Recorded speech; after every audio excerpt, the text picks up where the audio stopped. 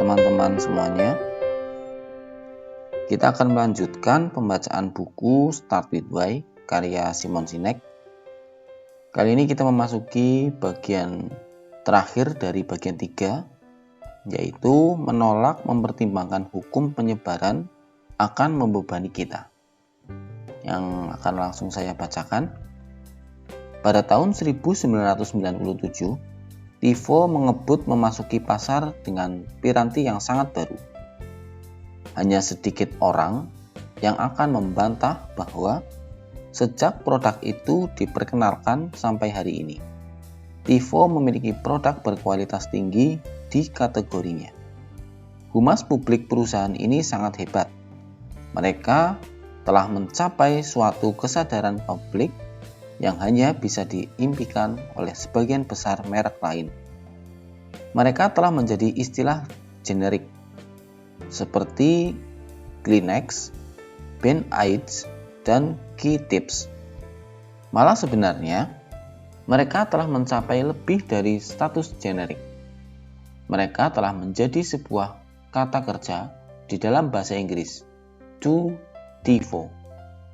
Mereka memiliki dana yang baik dari modal usaha bersama dan memiliki teknologi yang bisa mengubah cara kita menonton televisi. Masalahnya, mereka memasarkan teknologinya langsung ke bagian tengah kurva lonceng. Melihat daya tarik pasar massal, mereka mengabaikan prinsip-prinsip hukum penyebaran dan menyasar massa. Bersamaan dengan sasaran yang buruk, mereka berusaha menarik hati kelompok mayoritas yang sinis itu dengan penjelasan apa yang dilakukan oleh produknya, dan bukan menyatakan mengapa perusahaan atau produk itu ada. Mereka berusaha meyakinkan dengan fitur dan manfaat produk. Pada dasarnya, mereka berkata kepada pasar massal, "Kami punya produk baru. Produk ini bisa sejenak menghentikan siaran TV, melewatkan iklan, memutar kembali siaran, mengingat kebiasaan menonton Anda, dan merekam acara untuk Anda tanpa Anda perlu mengaturnya lebih dulu." Keingintahuan para analis tergugah oleh potensi masa depan TiVo serta pesaingnya. Reply, suatu bisnis startup yang didanai dengan baik oleh modal usaha bersama. Salah satu periset pasar memperkirakan bahwa apa yang disebut pesawat televisi pribadi ini akan mencapai 760.000 pelanggan di akhir tahun pertamanya. Akhirnya, TiVo kandas di tahun 1999. Mike Ramsey dan Jim Barton, dua mantan rekan yang telah mendirikan TiVo, yakin bahwa publik penonton TV sudah siap. Dan mungkin memang begitu kalau saja TiVo mengetahui bagaimana cara berbicara dengan mereka. Namun, terlepas dari keriuhan di antara para analis dan teknovi, penjualan mereka sangat mengecewakan. TiVo menjual sekitar 48.000 unit di tahun pertama. Sementara Replay, yang turut didukung oleh para pendiri Netscape, gagal mendapatkan pengikut dan malah terlibat pertengkaran dengan jaringan televisi karena memperbolehkan pemirsa melewatkan iklan. Pada tahun 2000, perusahaan memberlakukan strategi baru dan beberapa bulan kemudian menjualnya kepada Sonic Blue yang kelak mengajukan status bangkrut. Para analis bingung, mengapa mesin-mesin TiVo tidak laku? Sepertinya perusahaan itu memiliki segala sesuatu yang akan mendukung kesuksesannya. Bagaimanapun, mereka telah memiliki resep sukses. Produk yang berkualitas, uang, kondisi pasar yang ideal. Pada tahun 2002, setelah TiVo berada di pasar selama sekitar 3 tahun, sebuah judul di majalah Advertising Age meringkas situs dengan tepat. More US home have outbuses dan TIFOS. Pada tahun saat itu, di Amerika Serikat, terdapat 671.000 rumah yang memiliki ruang toilet di luar rumah, dibandingkan 504.000 sampai 514.000 rumah yang memiliki TIFO. Bukan saja penjualan buruk, tetapi perusahaan juga tidak menguntungkan bagi para pemegang sahamnya. Di awal penjualan saham perdananya, di tahun 1999, saham TIFO diperdagangkan sedikit di atas $40 per saham. Beberapa bulan kemudian, sahamnya mencapai puncaknya, sedikit di atas $50. Sepanjang sisa tahun, saham itu menurun stabil, dan kecuali untuk 3 periode singkat sejak 2001, sahamnya tidak pernah diperdagangkan di atas $10. Jika kita menerapkan prinsip lingkaran emas, jawabannya akan jelas. Orang tidak membeli apa yang kita lakukan. Mereka membeli mengapa kita melakukannya. Dan TIFO berusaha meyakinkan konsumen untuk membeli dengan hanya memberitahu apa yang dilakukan oleh produknya. Fitur dan manfaat rasional. Respons pasar massal, teknofobik, yang berpikiran praktis itu sudah bisa diramalkan. Saya tidak mengerti. Saya tidak membutuhkannya. Saya tidak menyukainya. Kok hanya membuat saya takut. Ada sejumlah kecil orang yang setia pada TIFO. Mungkin sekitar 10%. Orang-orang yang tanda kutip paham, yang tidak membutuhkan penjelasan yang jelas tentang mengapa. Sampai hari ini mereka tetap ada. Tetapi tidak cukup banyak untuk menciptakan tipping point yang dibutuhkan dan telah diramalkan oleh TIFO. Seharusnya TIFO bicara tentang apa yang mereka percayai. Seharusnya mereka bicara tentang mengapa produk itu diciptakan. Lalu menunggu modal untuk membagikan penemuannya kepada kelompok inovator dan pelopor yang percaya pada apa yang mereka percayai. Jika mereka memulai promosi penjualannya dengan mengapa produk itu diciptakan, maka produk itu sendiri akan menjadi bukti dari tujuan yang lebih tinggi. Bukti dari mengapa. Jika lingkaran emas mereka seimbang, mungkin hasilnya akan sangat berbeda. Bandingkan daftar awal dari fitur dan manfaat produk mereka dengan versi yang telah diperbaiki yang dimulai dengan mengapa berikut ini. Jika Anda adalah jenis orang yang ingin memiliki kendali penuh atas setiap aspek dari kehidupan Anda, nah, kami mempunyai produk untuk Anda. Produk ini bisa sejenak menghentikan siaran TV, melewatkan iklan, memutar kembali siaran, mengingat kebiasaan menonton Anda dan merekam acara untuk Anda, tanpa Anda perlu mengaturnya lebih dulu. Pada versi iklan yang satu ini, semua fitur dan manfaat rasional menjadi bukti kasat mata dari mengapa produk itu diciptakan, dan bukan sekedar alasan untuk membeli.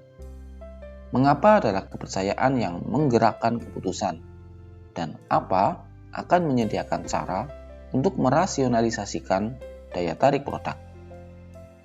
Mengakui kegagalan mereka dalam memasuki segmen pasar yang benar. TIFO memberi penjelasan yang sangat rasional tentang apa yang terjadi. Sampai orang-orang menggunakannya.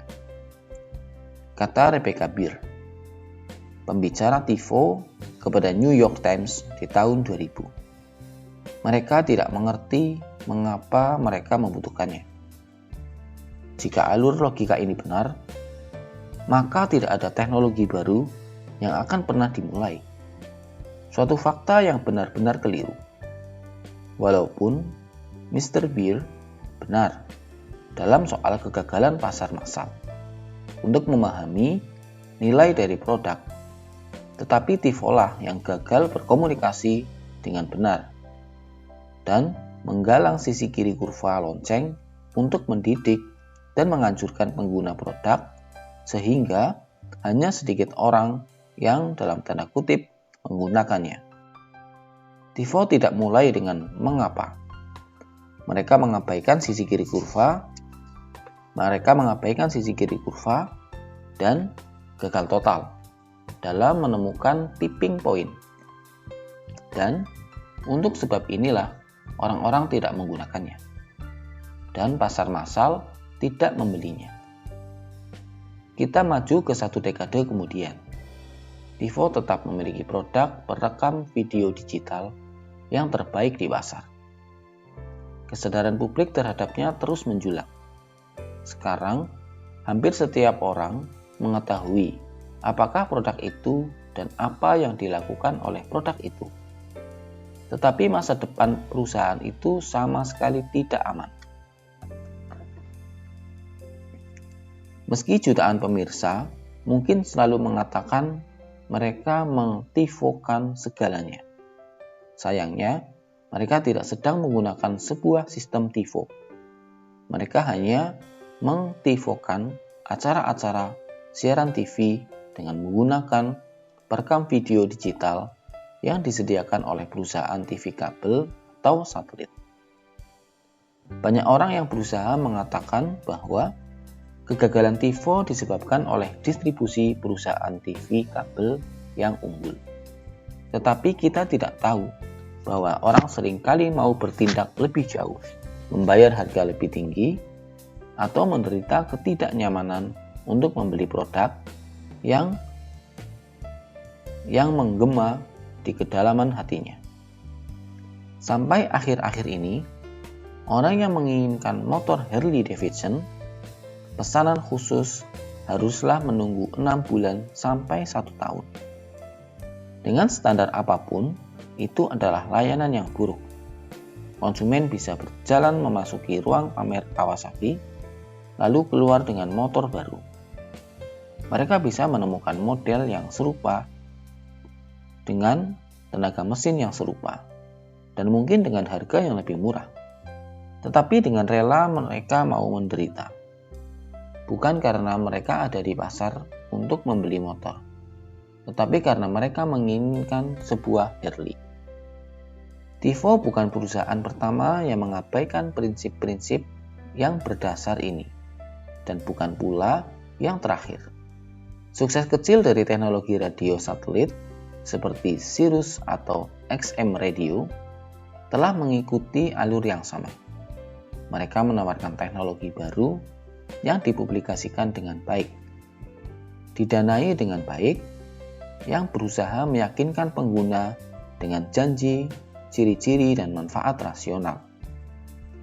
Tidak ada iklan dan lebih banyak saluran dibandingkan pesaing. Mereka menggunakan para selebritas untuk menganjurkan penggunanya, termasuk bintang rap Snoop Dogg dan ikon pop tahun 1970-an David Bowie. Tetapi teknologi itu tetap tidak sukses. Ketika kita mulai dengan mengapa, orang-orang yang percaya pada apa yang kita percayai akan tertarik kepada kita untuk alasan-alasan yang pribadi. Mereka yang percaya pada nilai-nilai dan kepercayaan kita lah yang akan membuat sistem terjungkit. Bukan mereka yang percaya pada kualitas produk kita. Peran kita di dalam proses ini adalah menerangkan dengan sangat jelas tujuan, isu perjuangan, atau kepercayaan yang ingin kita menangkan, dan menunjukkan bagaimana produk dan jasa kita akan membantu memajukan tujuan itu. Tanpa mengapa, gagasan dan teknologi baru akan segera menemukan dirinya, memainkan permainan harga dan fitur. Tanda pasti dari tidak adanya mengapa dan kemerosotan ke status komoditas. Bukan teknologinya yang gagal, tetapi perusahaan yang berusaha menjualnya. Radio satelit belum menggantikan radio komersial secara bermakna. bahkan ketika Cyrus dan XM bergabung. Berharap penggabungan kekuatan perusahaan akan membantu menambah keberuntungan mereka. Saham untuk gabungan perusahaan ini dijual kurang dari 50 sen per saham. Dan terakhir kalinya, saya memeriksa XM sedang menawarkan diskon, promosi, pengiriman gratis, dan mengklaim sebagai layanan radio satelit nomor 1 Amerika dengan lebih dari 170 saluran untuk mendorong produknya. Selanjutnya, pembahasan mengenai berilah sesuatu untuk dipercayai oleh orang-orang. Pada 28 Agustus 1963, 250.000 orang dari seluruh negara bagian turun ke mall di Washington DC untuk mendengar Dr. Martin Luther King Jr. memberikan pidato tersohornya, I Have a Dream. Pihak penyelenggara tidak mengira 250.000 undangan dan tidak ada situs web untuk memberitahukan tanggal. Bagaimana mereka bisa membuat 1/4 juta orang muncul di hari yang sama, di waktu yang sama. Di awal tahun 1960-an, negara Amerika terkoyak oleh ketegangan rasial. Di tahun 1963 saja, ada kekacauan di lusinan kota. Amerika adalah negara yang dinodai oleh ketidaksetaraan dan segregasi. Cara gerak hak-hak sipil mengangkat gagasan bahwa semua orang diciptakan setara menjadi sebuah gagasan yang berdaya untuk mengubah suatu bangsa sebenarnya berlandas pada prinsip-prinsip lingkaran emas dan hukum penyebaran. Dr. King bukanlah satu-satunya orang yang hidup di masa itu yang tahu apa yang harus diubah untuk mendatangkan hak-hak sipil di Amerika. Dia punya banyak gagasan tentang apa yang perlu terjadi. Begitu pula orang-orang lainnya. Dan tidak semua gagasannya itu bagus. Dia bukan manusia sempurna, dia punya kerumitannya sendiri. Tetapi Dr. King memiliki keyakinan yang mutlak. Dia tahu perubahan harus terjadi di Amerika. Kejelasannya tentang mengapa, perasaan akan tujuannya, memberinya kekuatan dan energi untuk melanjutkan perjuangannya melawan ketimpangan yang seringkali tampak tak akan terkalahkan. Ada orang-orang lain seperti dia yang memiliki visi yang sama dengannya. Tetapi banyak yang menyerah setelah begitu banyak kekalahan. Kekalahan itu menyakitkan. Dan kemampuan untuk terus maju hari demi hari membutuhkan lebih banyak daripada sekedar mengetahui perundangan mana yang perlu diberlakukan. Agar hak-hak sipil benar-benar dimulai di negara itu, para penyelenggaranya harus menggalang setiap orang. Mungkin mereka telah berhasil memberlakukan beberapa perundangan, tetapi mereka membutuhkan lebih dari itu. Mereka perlu mengubah bangsa. Seandainya saja mereka bisa menggalang sebuah bangsa untuk bergabung dengan isu perjuangan mereka. Bukan karena mereka wajib, tetapi karena mereka ingin melakukannya. Maka akan bisa terjadi suatu perusahaan yang langgeng. Tetapi tidak satupun orang yang bisa memengaruhi perubahan yang langgeng seorang diri. Diperlukan orang-orang lain yang mempercayai apa yang dipercayai oleh King. Perincian tentang bagaimana cara mencapai hak-hak sipil atau apa yang perlu dilakukan akan bisa diperdebatkan. Dan kelompok yang berbeda telah mencoba strategi yang berbeda. Beberapa kelompok menggunakan kekerasan. Beberapa lainnya menggunakan perundingan. Terlepas dari bagaimana dan apa yang dilakukan, ada satu kesamaan yang mereka miliki, yaitu mengapa mereka melakukannya. Bukan hanya keyakinan teguh Martin Luther King yang bisa menggugah populasi, tetapi kemampuannya untuk menuang mengapanya ke dalam kata-kata. Dr. King memang mempunyai karunia. Dia bicara tentang apa yang dia percayai. Dan kata-katanya memiliki daya untuk menginspirasi. Saya percaya, saya percaya, saya percaya. Ada dua jenis hukum, katanya. Hukum yang adil dan hukum yang tidak adil. Hukum yang adil, jelasnya, adalah aturan buatan manusia yang selaras dengan hukum moral. Hukum yang tidak adil adalah aturan yang tidak selaras dengan hukum moral. Setiap hukum yang mengangkat kepribadian manusia adalah adil. Setiap hukum yang merendahkan kepribadian manusia adalah tidak adil.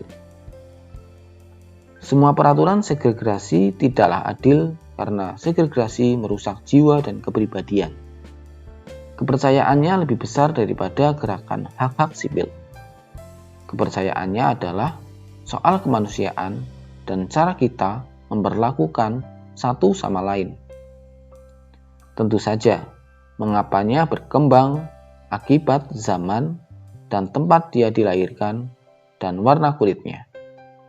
Tetapi gerakan hak-hak sipil menjadi panggung yang ideal bagi Dr. King untuk mewujudkan mengapanya, kepercayaannya pada kesetaraan. Orang-orang mendengar kepercayaannya dan kata-katanya menyentuh ke dalam hati mereka. Mereka yang mempercayai apa yang dia percayai, mengambil isu perjuangan itu dan menjadikannya sebagai isu perjuangan mereka sendiri. Dan mereka memberitahu apa yang mereka percayai kepada orang lain. Dan orang-orang itu memberitahu apa yang mereka percayai kepada orang-orang lainnya.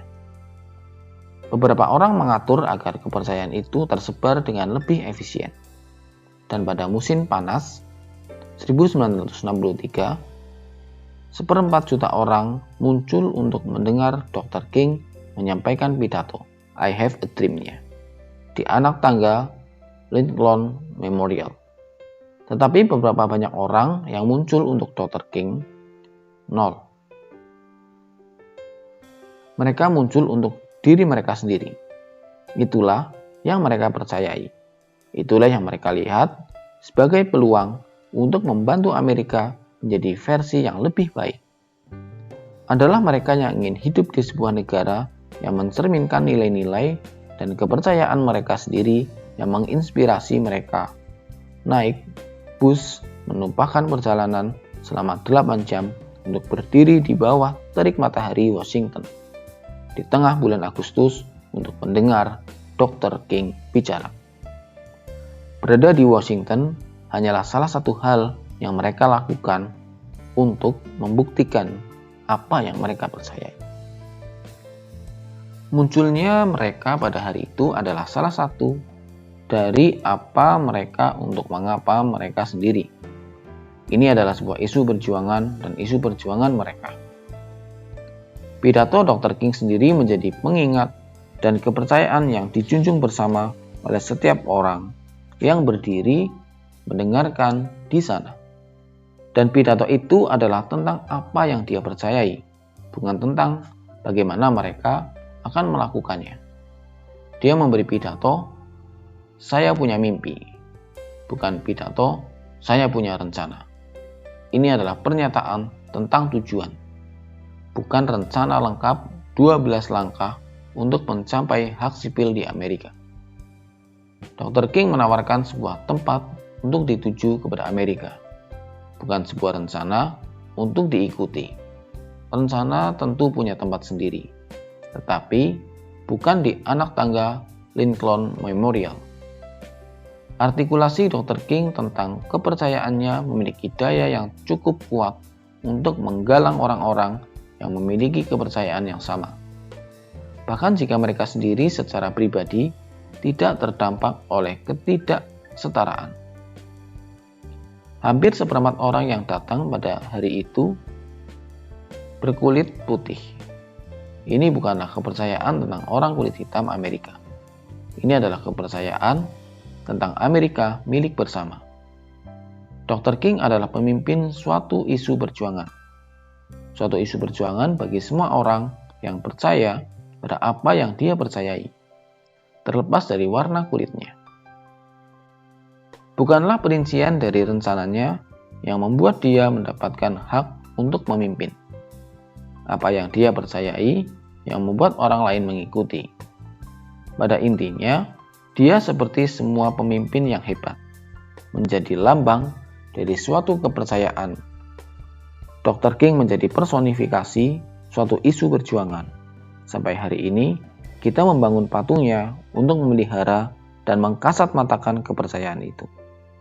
Orang-orang mengikutinya karena gagasan mereka sendiri tentang Amerika yang berubah. Bagian dari otak yang memengaruhi perilaku dan keputusan kita tidaklah memiliki kemampuan bahasa. Kita mengalami kesulitan untuk mengatakan dengan jelas dalam istilah-istilah emosional mengapa kita melakukan apa yang kita lakukan dan menawarkan rasionalisasi yang meski sah dan benar, tidak cukup berdaya untuk menginspirasi orang lain. Jadi, ketika ditanya mengapa mereka muncul pada hari itu, orang-orang menunjuk kepada Dr. King dan hanya berkata, "Karena saya percaya." Lebih dari segalanya, apa yang diberikan oleh Martin Luther King Jr. kepada kita adalah kejelasan, sebuah cara untuk menjelaskan perasaan kita. Dia memberi kita kata-kata yang menginspirasi kita. Dia memberi kita sesuatu untuk dipercayai, sesuatu yang bisa dengan mudah kita bagikan kepada teman-teman. Dan setiap orang yang berada di sana pada hari itu memiliki kesamaan nilai dan kepercayaan. Dan terlepas dari warna kulit atau ras atau jenis kelamin, setiap orang yang berada di sana pada hari itu saling percaya. Kepercayaan itulah, ikatan kebersamaan itulah, keyakinan bersama itulah yang menggerakkan suatu gerakan yang kelak mengubah suatu bangsa. Kami percaya, kami percaya, kami percaya.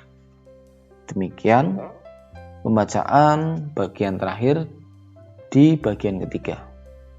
Selanjutnya kita akan memasuki bagian keempat, yaitu cara menggalang orang-orang yang percaya, yang akan dibacakan di video berikutnya. Terima kasih bagi teman-teman yang telah mendukung channel ini, yang telah subscribe, komen, like, dan telah merekomendasikan sebuah buku. Selamat mendengarkan.